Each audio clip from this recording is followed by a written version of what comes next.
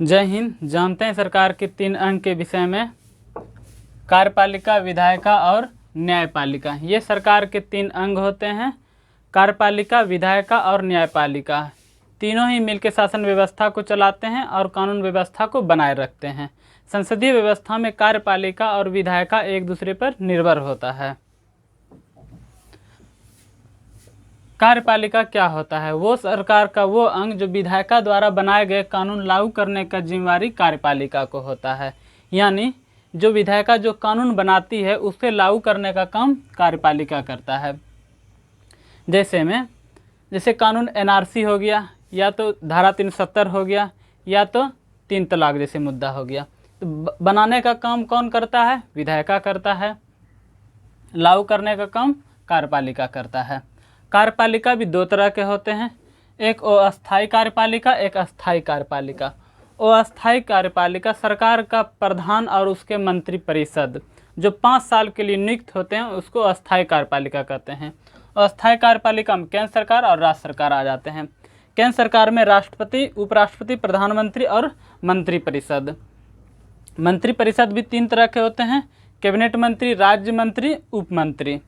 जबकि देश का औपचारिक प्रमुख राष्ट्रपति होते हैं और देश का प्रमुख जो होते हैं प्रधानमंत्री होते हैं। यानी असली जो हेड होता है देश का प्रधानमंत्री होता है, और मंत्रिपरिषद का हेड जो होता है प्रधानमंत्री होता है, और मंत्रिपरिषद के सलाह से ही राष्ट्रपति काम करते हैं।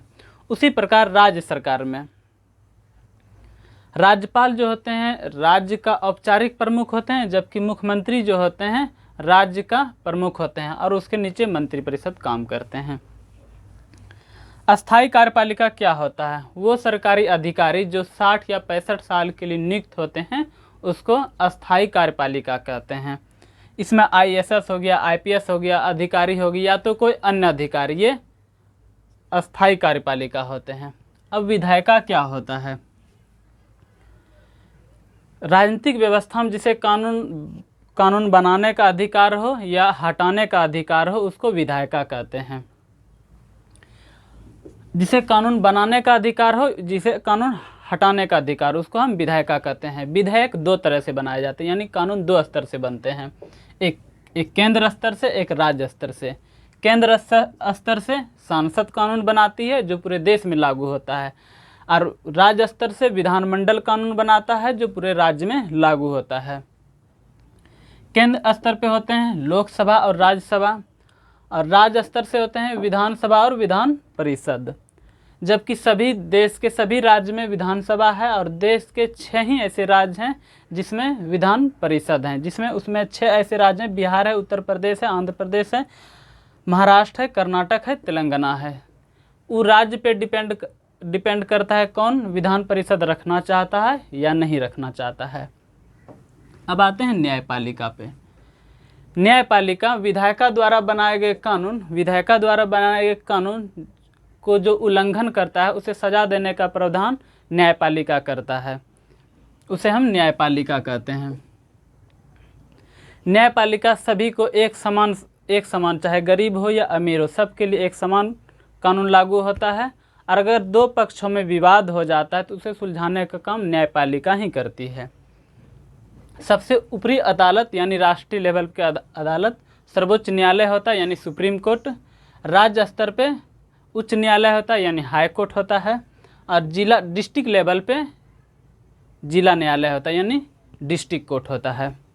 अगर कोई मुकदमा जिला न्यायालय में करता है, उसका फैसला से असंतुष्ट हो जाता है तो वो उच्च न्यायालय में जा सकता है। अगर उच्च न्यायालय से फैसला से असंतुष्ट हो सकता है तो सर्वोच्च न्यायालय में जा सकता है, और सर्वोच्च न्यायालय जो फैसला दे देती है वो ब्रह्मा जी का वचन हो जाता है, उसको मानना ही पड़ेगा। सर्वोच्च न्यायालय उच्च न्यायालय के न्यायाधीश को ट्रांसफ़र करा सकते, यानी तबादला करा सकता है। सर्वोच्च न्यायालय उच्च न्यायालय के मुकदमे को अपने पास भी मंगवा सकता है। सर्वोच्च न्यायालय उच्च न्यायालय के मुकदमे को एक राज्य से दूसरे राज्य के उच्च न्यायालय में भिजवा सकता है। जैसे बिहार के उच्च न्यायालय से झारखंड के उच्च न्यायालय में भिजवा सकता है, या तो झारखंड के उच्च न्यायालय से बिहार भिजवा सकता है, किसी भी स्टेट के उच्च न्यायालय से किसी और स्टेट में भिजवा सकता है। उसी प्रकार उच्च न्यायालय जिला न्यायालय न्यायाधीश को तबादला कर सकता है, या तो कोई जिला न्यायालय में कोई भी मुकदमा हो अपने पास मंगवा सकता है। अनुच्छेद 50, अनुच्छेद 50 क्या कहता है? अनुच्छेद 50 न्यायपालिका और कार्यपालिका को दोनों अलग अलग रखती है, यानी विधानसभा में यानी कार्यपालिका और न्यायपालिका को अलग अलग रखती है अनुच्छेद 50। यानी जैसे आप कार्यपालिका और विधायिका दोनों मिल के काम करती है, उसी प्रकार अगर न्यायपालिका और कार्यपालिका एक साथ काम करने लगे तो निष्पक्ष फैसला नहीं हो पाएगा। इसीलिए अनुच्छेद 50 न्यायपालिका और कार्यपालिका को अलग रखा गया है और न्यायपालिका पूर्ण रूप से स्वतंत्र होता है। आज के लिए बस इतना ही, मिलते हैं नेक्स्ट वीडियो में। जय हिंद।